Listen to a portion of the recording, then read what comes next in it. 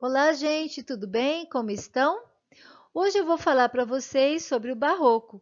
O termo barroco foi inspirado no nome de uma pérola, e essa pérola tem um formato irregular, defeituoso, e durante muito tempo foi considerado como um mau gosto.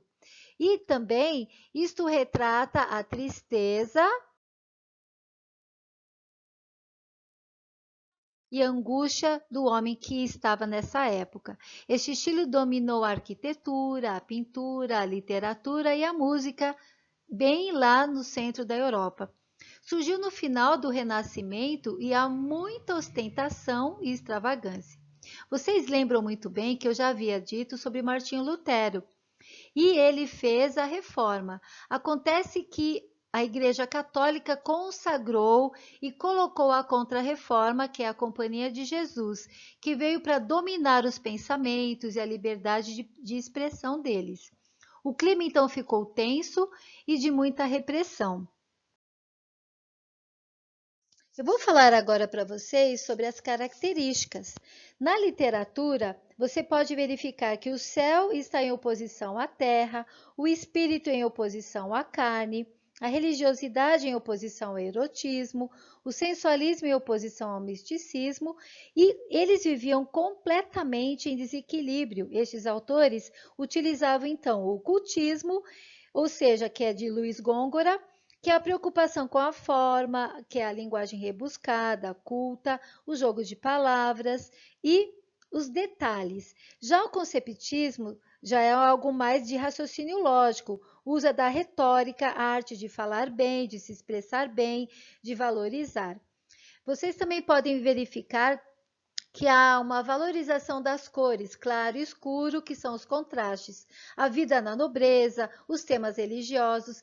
Em relação ao claro e escuro, vocês podem ver nesse desenho ou nessa figura que está aí ao lado, vocês vão verificar que tem o preto, o branco, esse contraste, eles sempre vão utilizar isso, tanto na literatura, que é uma forma de expressão do céu, inferno, vida, morte e bem versus o mal, tanto quanto nessas figuras, assim como também nas telas, né? Você também pode verificar os contrastes. E uma coisa, esse dualismo, né? Carpe diem, ou seja, aproveitar o dia, o momento, não extravagar, porque você pode morrer depois, então vamos aproveitar o hoje, o momento.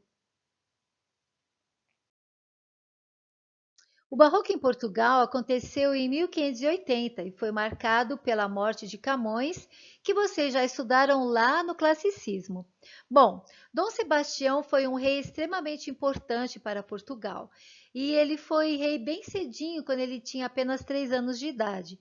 Só que ele e o exército total dele desapareceu nas águas quando foi batalhar lá em Alcácer Quibir. E aí, o povo português ficou sob o domínio da Espanha durante 60 anos. Acontece que esse povo português achava que Dom Sebastião voltaria para resgatar e dar glórias a Portugal. Então, ele virou uma lenda, um mito. E é considerado, então, Dom Sebastião o encoberto, ou seja, que ele não havia morrido, não, e que ele poderia aparecer em qualquer momento. Vou falar para vocês sobre o padre Antônio Vieira. Ele nasceu em Lisboa, 1608. Com 6 anos de idade, ele veio para o Brasil. Com 15 anos, deu índice de que queria ser padre e, aos 19 anos, efetivamente, tornou-se um padre jesuíta. Ele pregava e foi o maior defensor e autor também, tanto em Portugal como também no Brasil. Defendia totalmente índios e negros. Sua bisavó era negra, portanto, ele tinha algo a mais para defender. Ele pregava contra a corrupção, a ganância e a injustiça.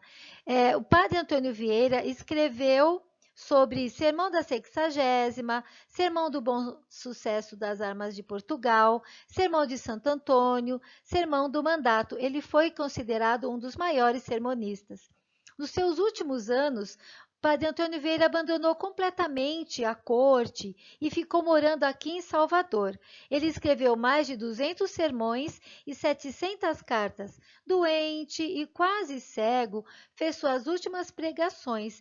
Ele morreu na Bahia em 17 de junho de 1697. Algumas frases de Padre Antônio Vieira que ficaram verberando sobre muito tempo. O livro é o mundo que fala, um surdo que responde, um cego que guia e um morto que vive. Outra frase: a mais doce de todas as companheiras da alma é a esperança. Agora, sobre o Barroco no Brasil, teve seu marco inicial com a obra Prosopopeia e quem escreveu foi Bento Teixeira em 1601. Este livro fala sobre os feitos militares, sobre o patriotismo e é muito semelhante aos Lusíadas. Agora eu vou falar para vocês de Gregório de Matos.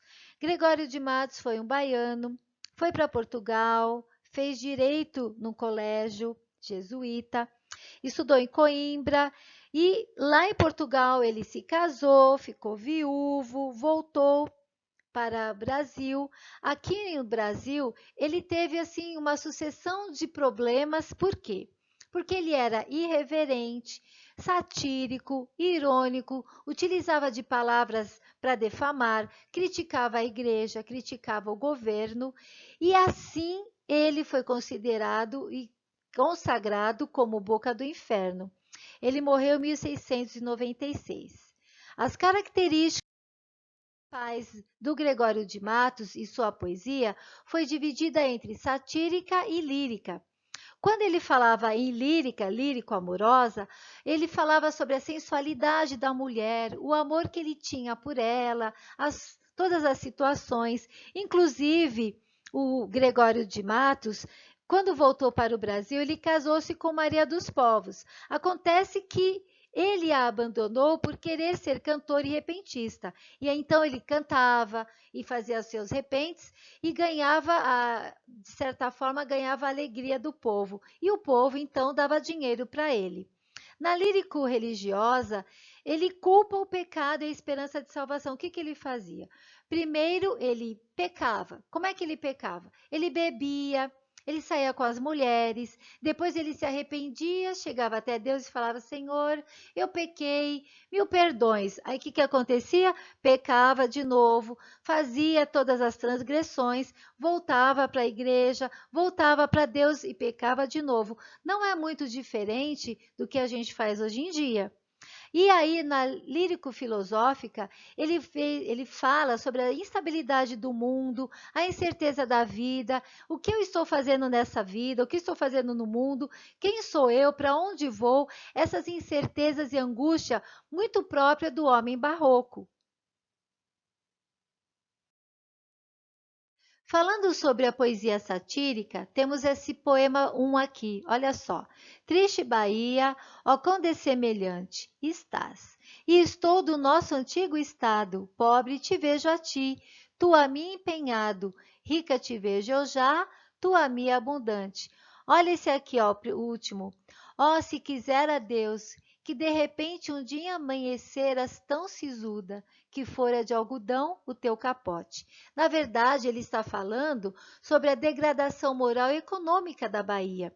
E o que estava acontecendo com os engenhos de açúcar, que estavam em decadência, e a ascensão da burguesia total, que era bem oportunista.